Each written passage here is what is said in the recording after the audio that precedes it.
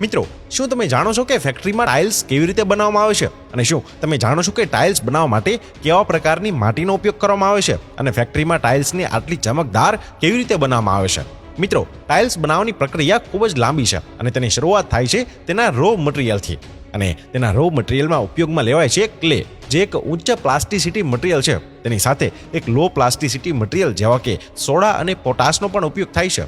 સૌપ્રથમ ક્લે અને પાવડરને વેઇંગ મશીનમાં 50-50%ની રચનામાં નાખવામાં આવે છે. ત્યારબાદ કન્વેયરની મદદથી આ બધો જ કાચો માલ એક બોલ મિલમાં જાય છે.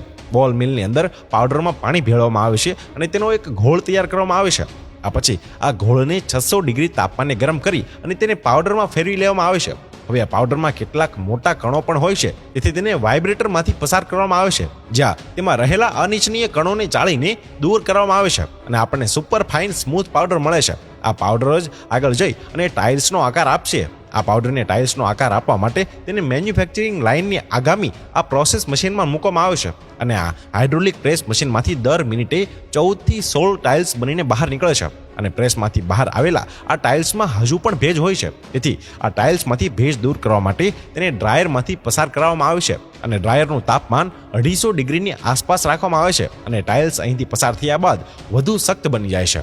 અને મિત્રો, અહીંયા ટાઇલ્સ સંપૂર્ણપણે તેમના આકારમાં આવી ગઈ છે, પરંતુ આપણને તો વિવિધ ડિઝાઇન અને ચમકવાળી ટાઇલ્સ જોઈએ છે. તેથી જ હવે આ ટાઇલ્સને તેની ચમક અને ડિઝાઇન આપવામાં આવે છે. તેના માટે સૌપ્રથમ ટાઇલ્સને આ ગ્લેસરિંગ મશીન નીચેથી પસાર કરાવવામાં આવે છે, જ્યાં તેના પર લીસી અને ચમકદાર કોટિંગ ચડી જાય છે. અહીંથી જ ટાઇલ્સને કાચ જેવી ચમક મળે છે અને અહીં કેટલાક પ્રકારના બ્લોઅર્સની મદદથી ટાઇલ્સ પરની ધૂળને સંપૂર્ણપણે સાફ કરવામાં આવે છે, કારણ કે હવે તેમાં ડિઝાઇન કરવાની હોય છે.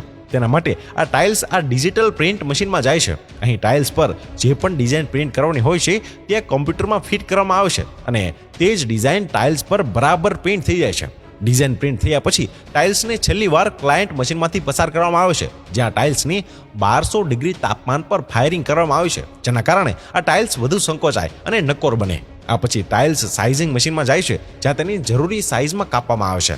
અને હા મિત્રો, ટાઇલ્સની મજબૂતાઈ આ રીતે તપાસવામાં આવે છે અને નબળી ટાઇલ્સ કાઢી નાખવામાં આવે છે. આ પછી ટાઇલ્સ શોર્ટિંગ વિસ્તાર તરફ આગળ વધે છે, જ્યાં માણસ જાતે જ તેના પર નજર દોડાવે છે, જેથી ખરાબ ટાઇલ્સ અલગ કરી શકાય. અને ચેકિંગમાંથી પસાર થયા પછી આ ટાઇલ્સ પેકેજિંગ એરિયામાં જાય છે, જ્યાં તેને તેના બોક્સમાં મૂકવામાં આવે છે અને બાઇન્ડિંગ મશીનમાં તેને પેક કરવામાં આવે છે. તેવી જ રીતે જેવી રીતે તમને બજારમાં મળે છે. ઘણી મોટી મેન્યુફેક્ચરિંગ કંપનીઓમાં ટાઇલ્સને પેક કરવાનું આ કામ પણ આપોઆપ થાય છે, જ્યાં ઓટોમેટિક મશીન આ ટાઇલ્સને આ રીતે પેક કરે છે.